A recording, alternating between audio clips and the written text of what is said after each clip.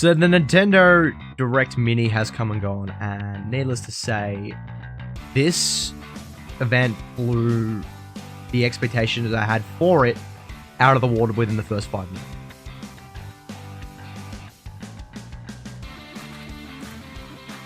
So I waited till about 12 AM my time to watch this event, and it was damn worth the wait.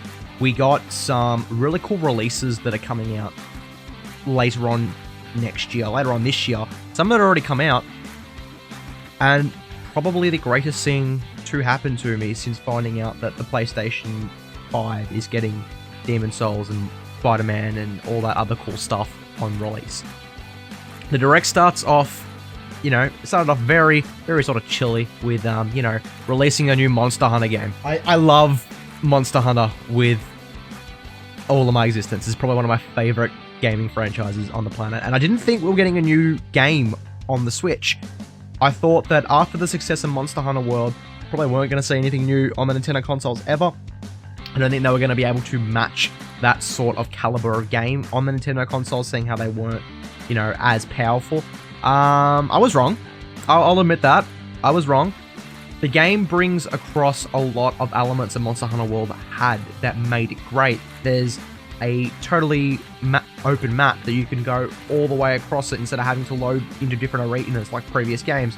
We get a new pet, which I can't remember what it's called, but it's like a dog, and it's really freaking cool. There's an ability where we can sit there and pretty much grapple and run up walls now, which is actually going to be really fun. This is a new one for the franchise, mind you. They're bringing a lot of the ecosystem stuff from Monster Hunter World. The new monsters look really cool. It seems like this is very traditional Japan style with the monsters. I haven't sort of seen that too much with any of the other ones. They all seem like, dragons and dinosaurs and all that sort of stuff. But this is cool. I'm liking the flagship monsters that have sort of shown off, and the flagship monster itself looks like it's going to be really cool to hunt, and expect me to be playing the crap out of that game, on the channel included. Straight after that, we got Monster Hunter Stories 2, and I avoided the first game in this because it seemed too, I'll say, childlike for me. I haven't played it, so it could be entirely wrong, but I didn't like the idea of a Pokemon-style Monster Hunter growing up and playing a lot of the, original Monster Hunter titles, so to me, that was a bit of a turn-off. This game does look very pretty. It has the same sort of art style as what Breath of the Wild did, which is really cool, and it sort of leans it a bit more towards me playing it. I don't know whether I'll pick it up or not. I don't know. We'll see when time comes, but yeah, I'm slightly keen to see how it all works out. The next game we got was Fitness Boxing 2, and I don't do much exercising, let alone with my Switch.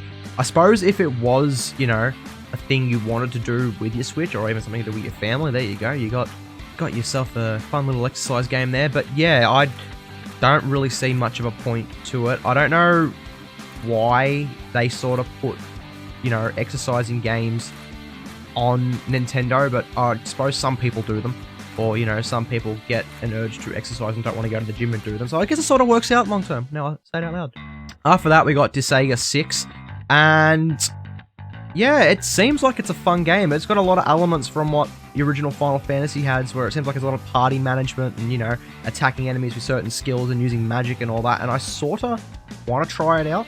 I haven't played any other games. I want to do a bit more research on it before I wholeheartedly commit to it. But from first impressions, it seems like it's going to be a really fun game, and there's a lot you can do with it. I think the level cap is like 999,999 or something with characters. I think that's what they showcase in the Direct.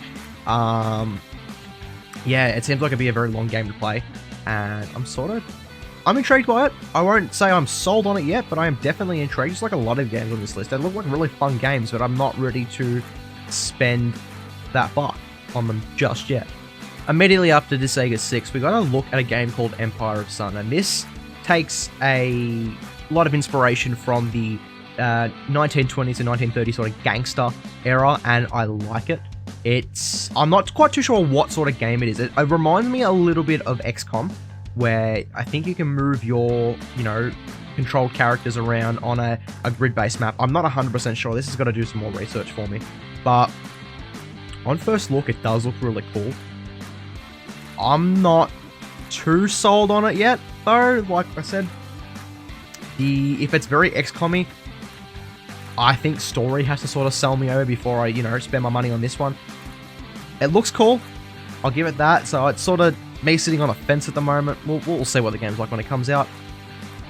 Up next, we got Sniper Elite 4, and I can vouch for this game. It is actually a really fun game. I haven't played much of the story.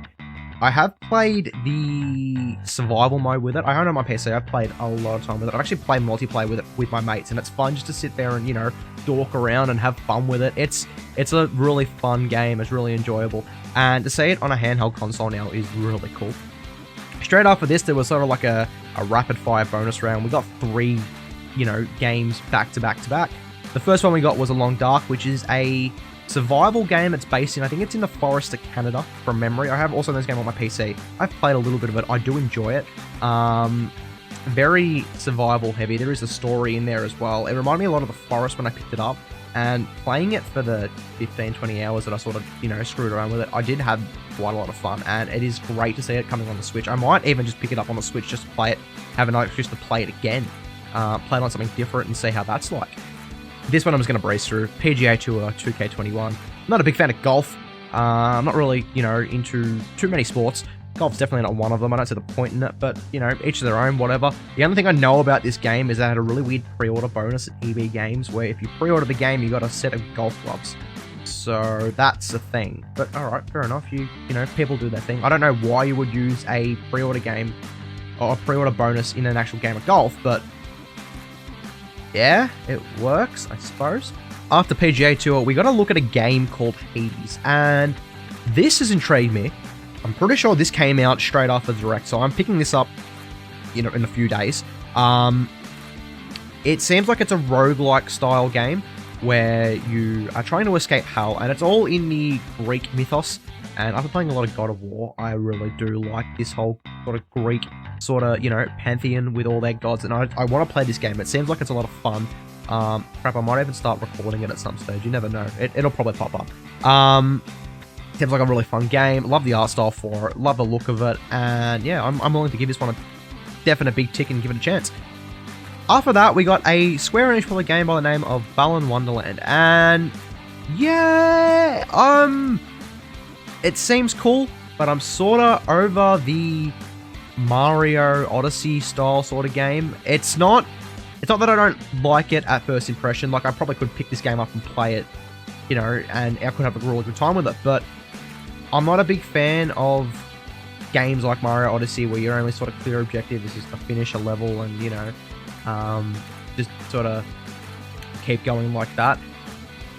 There are, I believe, 80 skins or like suits you can get for your character. So each, suit gives you your own sort of ability to do something and progress through a level, which seems really cool. I suppose if you played it, there's a lot to do.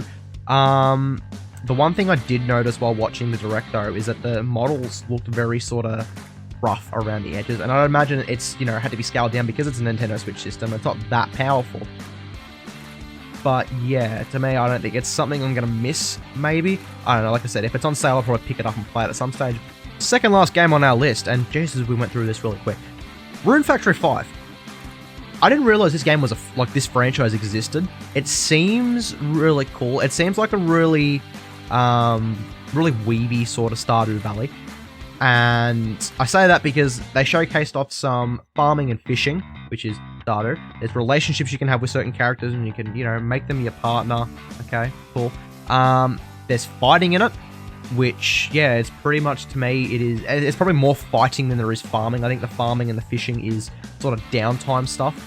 But yeah, it seems like a 3D Stardew Valley, and I'm not going to lie, I sort of want to delve into it and see what it's like. It seems like it'd be fun. I'll definitely give this game a chance when it comes out. To close off the Nintendo Direct, it was announced that Ori and the Will of Whispers is making its way to the Nintendo console. And Jesus Christ, yes! I'm over the moon. They announced a collector's edition alongside it, and I bought the collector's edition of the Xbox version when that came out earlier on this year, and it looked cool. There was an art book, there's a steel case. This one seems so much better, and I'm still picking it up. I'm going to buy it because it actually looks cool. But now I sort of regret buying the Xbox version a little bit. Oh well, I suppose. But yeah, this collector's edition looks really cool. Looks like there's like a stained glass card in there. The way the box opened up looked really cool, and it's on screen at the moment. You can see it. I love the look of it. It's out now, and I think it's out now. I'm pretty sure it's out now. I'm pretty sure I got released after the Direct, but I'm definitely willing to play it. My girlfriend is currently playing it on the Xbox console, and she loves it. There's one boss she's stuck on. She'll get through it eventually. I got faith. Maybe I can probably buy it and beat it before her. After the Nintendo Direct, we got a Monster Hunter Direct, and it went through a lot of details with the new game, and a lot of them I've already touched on. It's getting released March 26th next year, and I feel like, and this is sort of going into theory territory, the reason they're waiting so long is because they're getting ready to release it on the unconfirmed Nintendo Switch Pro, and I'm not the only one out there that really wants this console. It makes sense for Nintendo to do it, seeing how the PlayStation 5 and the Xbox Series X are coming out soon, and it's going to leave a Nintendo Switch in the dust, hardware-wise. So Nintendo need to pull their weight and bring it in.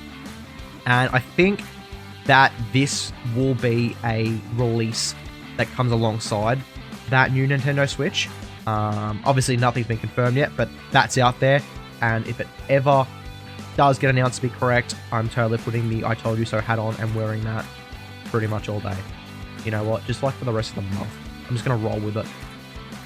Alongside the release of the game, it was confirmed that there were going to be 3 amiibos coming out with it, which I haven't seen amiibos in a Monster Hunter game ever. I don't think there has been any in the Monster Hunter game. Actually, no, Monster Hunter Stories, the original one, had some, so there were some.